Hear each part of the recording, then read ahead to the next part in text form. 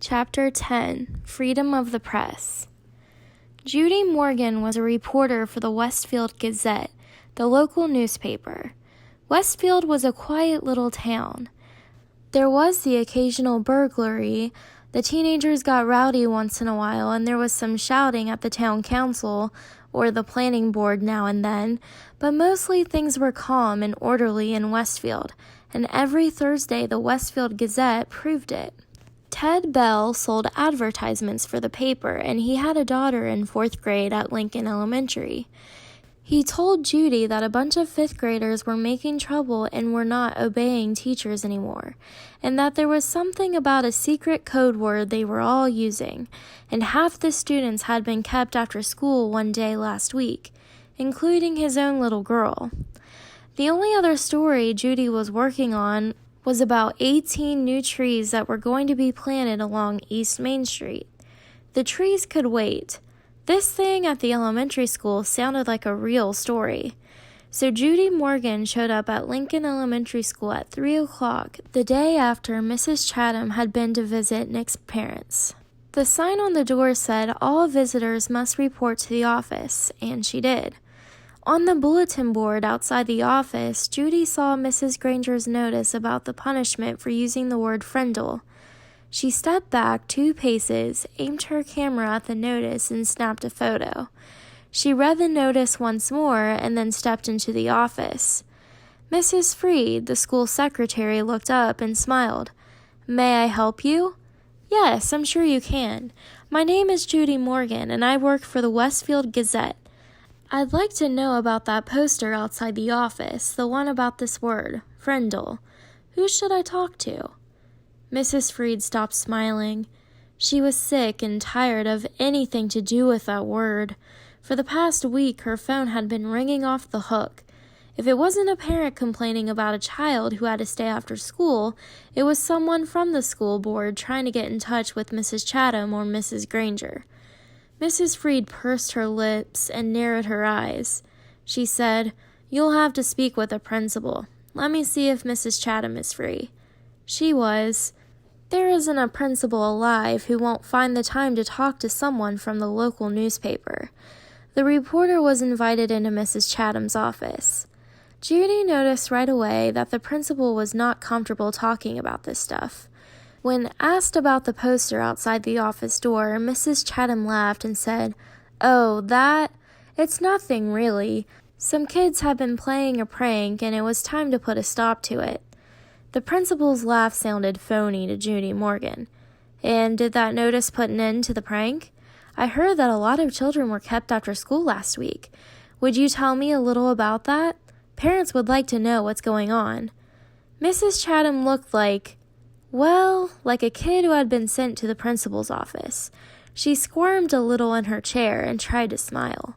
She said, "Well, we do still have a little problem, but it's under control. Mrs. Granger may have overreacted a bit. I don't think the children have really been trying to be disrespectful. They're just having some fun, and it's more like a difference of opinion."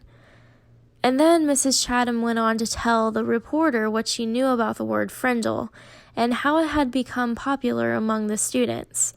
Judy Morgan took careful notes. And when the principal had finished, Judy said, "Would you mind if I asked Mrs. Granger a few questions?" Mrs. Chatham said, "No, not at all." But Judy could tell that the principal wished she would just go away. What could she say, though? Mrs. Chatham couldn't very well keep the reporter away from Mrs. Granger because, after all, America is a free country with a free press.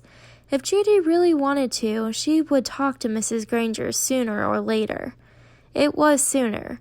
In 3 minutes, Judy Morgan was standing at the doorway of room 12, looking in at Mrs. Granger. There were about 15 children sitting at desks scattered around the room, busy writing out their 100 sentences. She knocked, and the teacher and the students looked up from their work.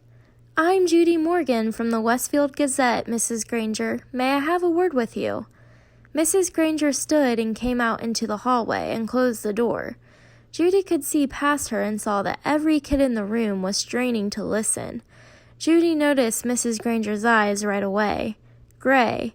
maybe flecked with a little gold and very sharp, but not hard or mean, just bright and strong.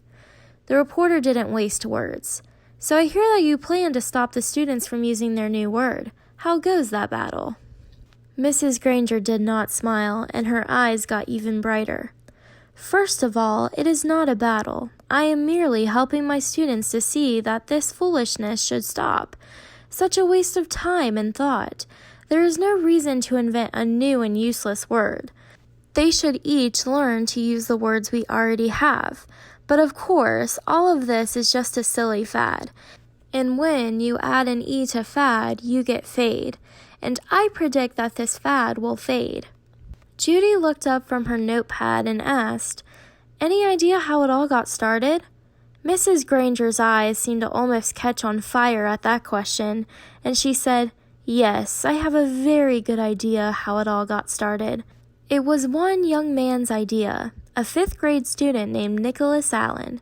And now you will have to excuse me, Miss Morgan, for I have papers I must grade." And with a brief, firm handshake, Mrs. Granger ended the interview. The reporter didn't leave right away. She walked back through the hallway and sat on a bench outside the office so she could look over her notes to make sure they made sense. It took her about 5 minutes. Then Judy stood up, put her notebook into her large black purse, waved goodbye to a frowning Miss Freed, and headed out the door. As she walked to the parking lot, 5 or 6 kids who had just finished writing their sentences for Mrs. Granger came out another door. Judy walked beside them, listening to them laugh and joke. Then she asked them, "Why do you kids keep saying Frindle? Don't you hate staying after school?" A boy who was almost falling over from the weight of his backpack looked up at her and smiled. "It's not so bad. There's always a bunch of my friends there. And I've written that sentence 600 times now."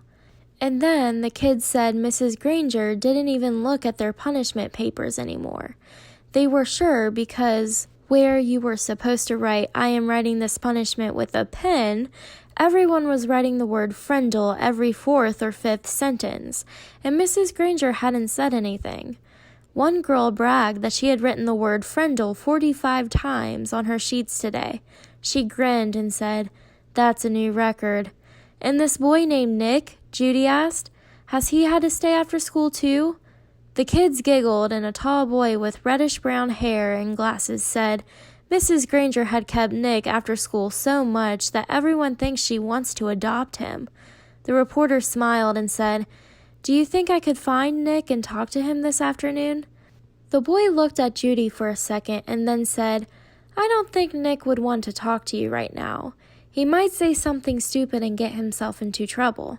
Then he grinned at his friends. The kids laughed and poked and punched each other and headed off down the block. Judy drove back to her office and started writing. The next morning, a brown envelope arrived to the Gazette offices addressed to Judy Morgan, and below her name was written, "Frindle Story." When Judy opened it, there was a class picture, the 5th grade at Lincoln Elementary School. Mrs. Granger and the 6 other teachers were standing at the ends of the rows, and the kids were dressed neatly, hair all combed. But there was something odd about the picture. The reporter looked closely and saw that each kid was holding up a pen, and each little mouth was puckered in the same way. She was puzzled for a second, but then she said softly, "Of course, they're all saying Frindle." Written on the back of the picture in neat cursive was 3rd row, 5th from the left.